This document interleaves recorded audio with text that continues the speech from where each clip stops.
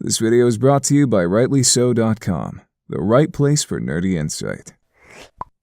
Bleach is the story of high school sort of delinquent Ichigo Kurosaki gaining the powers of a Soul Reaper, or Shinigami if you're a fucking weeb, a kind of magical Grim Reaper warrior. The story follows his journey to fight for his friends against the evil demon-like Hollows, other seemingly corrupt Soul Reapers, super Hollows called Arrancar, one definitely corrupt Soul Reaper, some magical people in between, and some stuff covered in the manga. Note, the manga is just like the show without the filler, but that doesn't make it perfect. For most people, this is the most recognizable and iconic song from Bleach, as it played during the Soul Society invasion arc, which most Bleach fans regard as the best point in the series.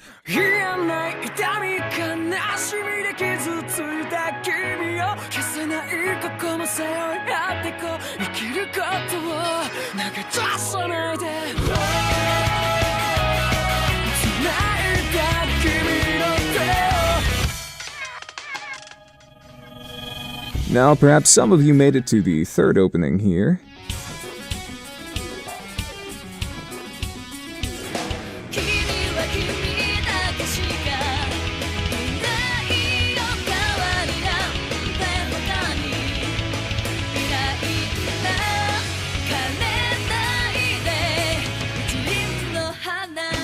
And the particularly dedicated among you made it to this fourth opening here.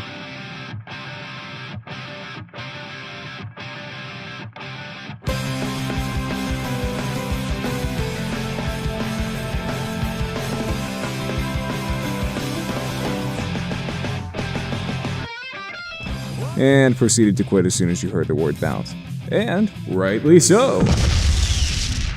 Bleach has something of a reputation for its muddled story, with plot holes, contrivances, random power-ups, and way too many fucking characters. Who are you people? However, I think that Bleach, with all its flaws, has enough material within it that with some creative editing, you can fix the show. And while you may be saying, "Who the fuck are you and what have you made?" Come on! I would like to reason back.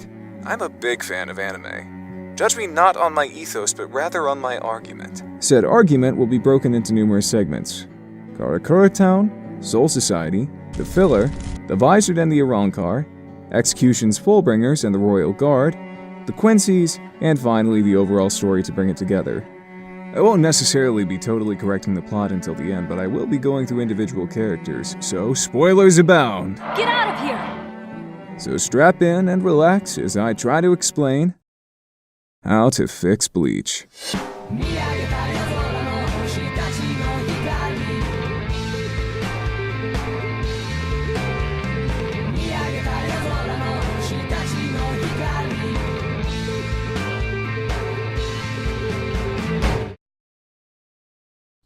Ah yes, Karakura Town, the strangely limited setting of our story. A town that is like a city, but not as big as Tokyo, because making it in Tokyo would mean there'd be government involved or something, and that would be weird.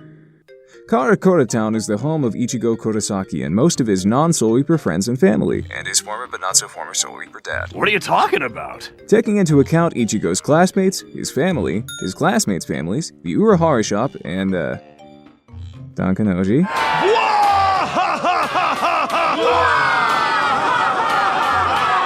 We have a total of around 20 characters.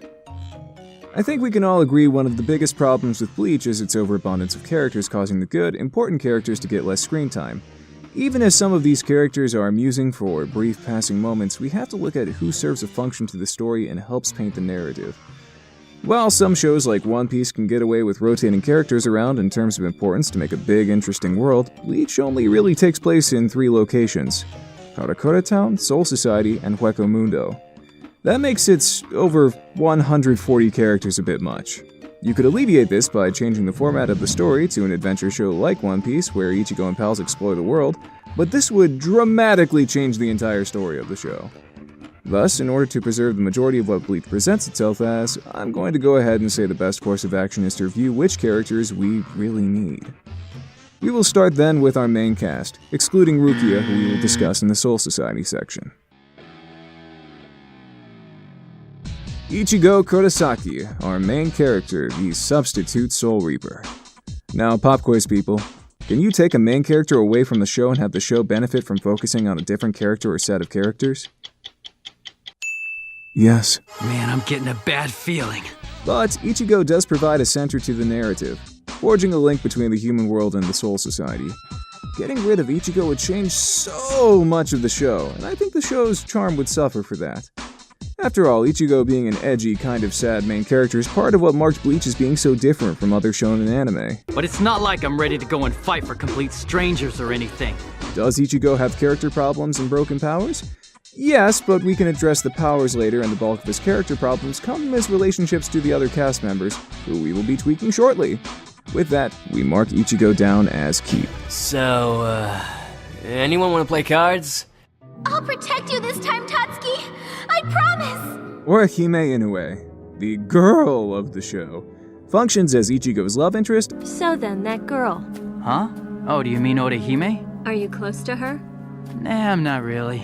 I barely know her and we don't really talk much. A plot device that occasionally works as a shield, and a good old-fashioned damsel in distress. Women are hard to write in shonen, apparently. I'm fine, I swear! Orihime had super fucked up parents and lived with her brother, who died, became a hollow, and tried to eat her. After this point, Orihime gained powers from exposure to Ichigo, I suppose because Soul Reapers just exude spiritual radiation, and got the broken skill of warping space and time, generally for healing purposes.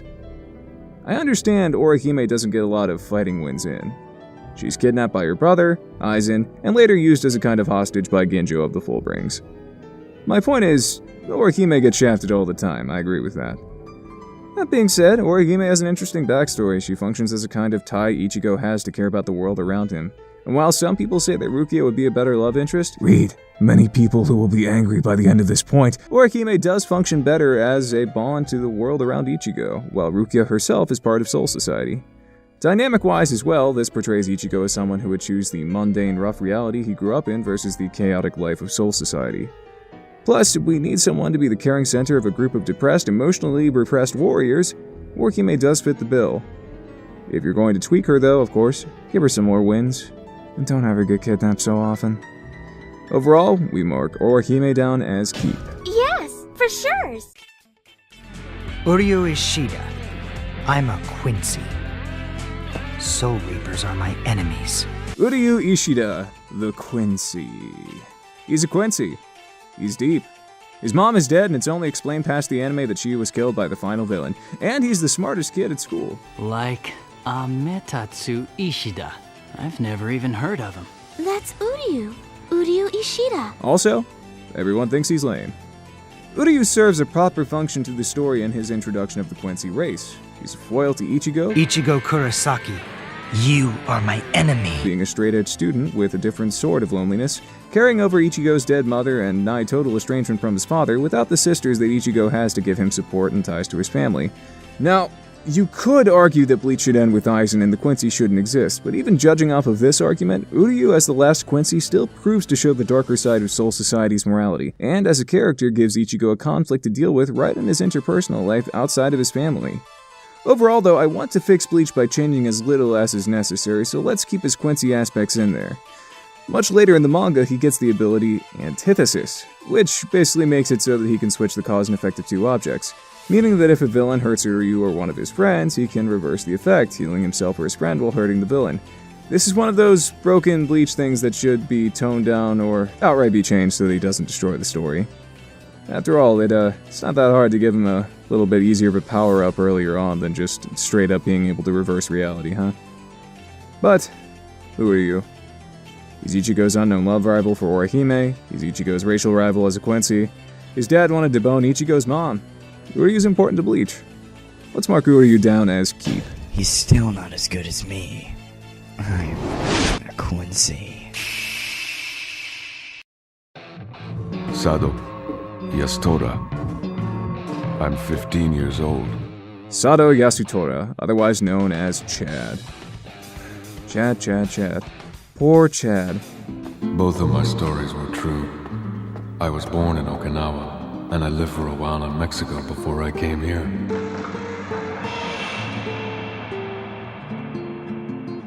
I lost my parents when I was young. Chad is introduced as Ichigo's wingman, the guy Ichigo and his friends can always depend on for help.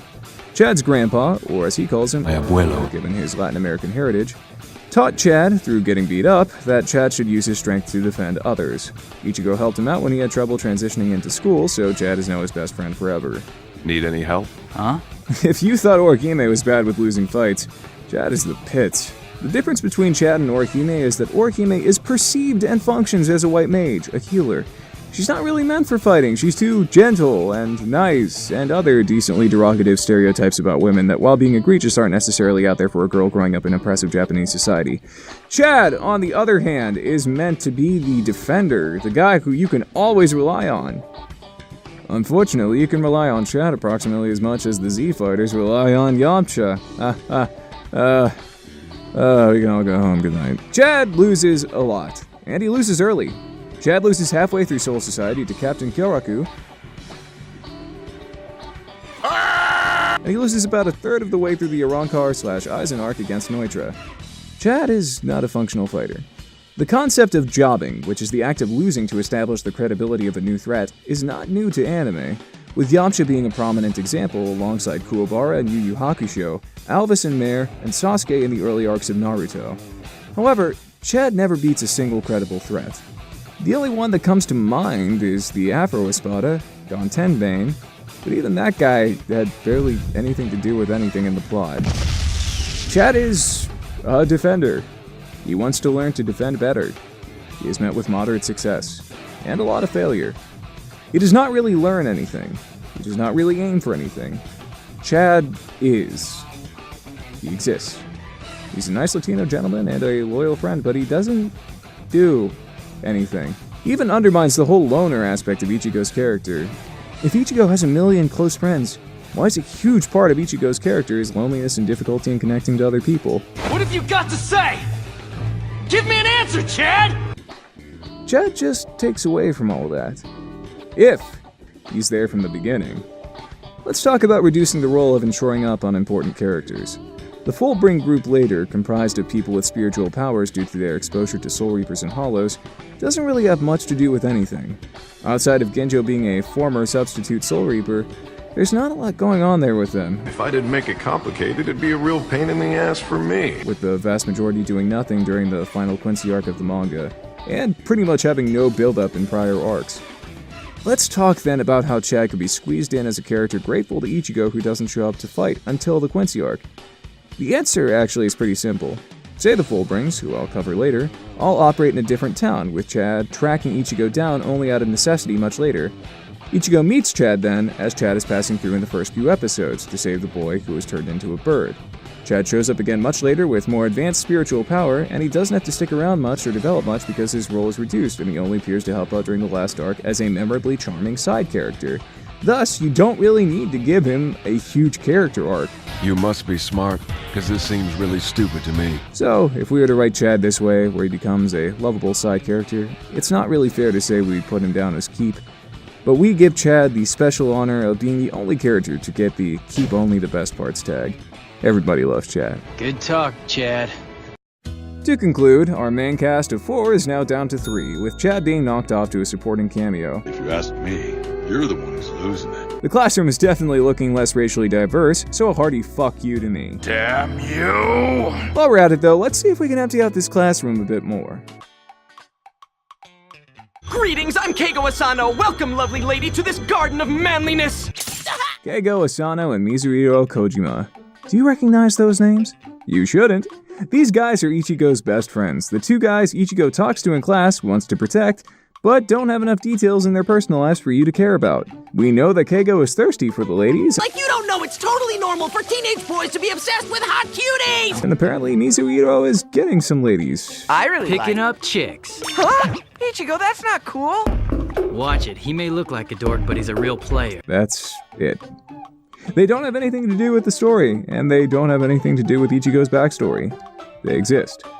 Keigo and Mizuhiro are what my friends and I like to call Hiroshi and Daisuke, named for the characters from Ranma 1/2 who also function as the main character's 2 friends who do nothing for the story and mean nothing to the character or the viewer. We're your best friends, Hiroshi and Daisuke. They are there to act like the main character isn't a loser with no friends. They are pointless. They take up screen time.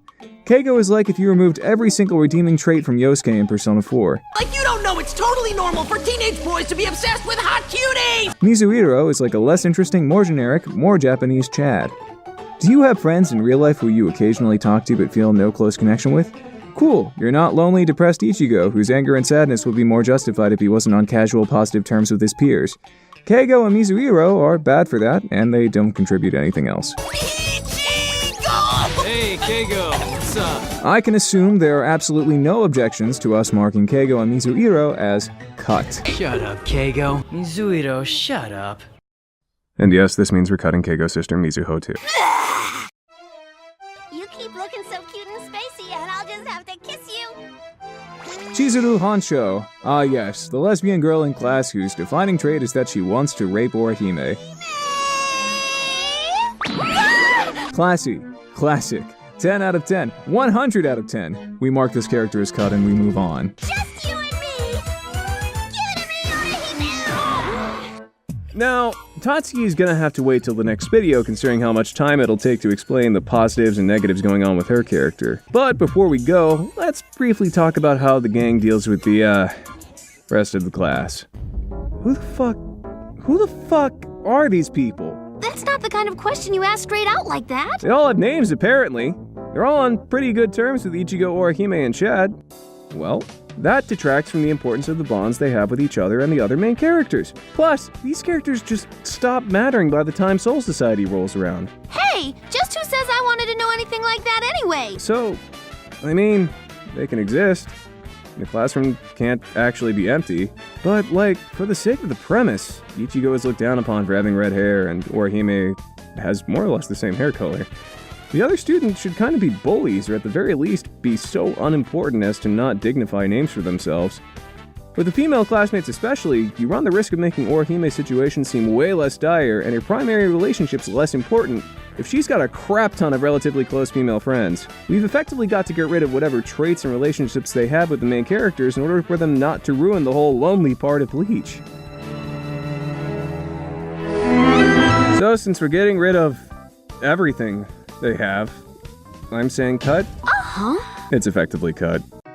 Well, that's about all the time we have today, but don't worry, I'll be going over all the important characters. All the important characters! So that means you can look forward to How to Fix Bleach Karakura Town Part 2 coming sometime soon. Thanks again for watching, everybody, and remember to check out more content at wrightlyso.com.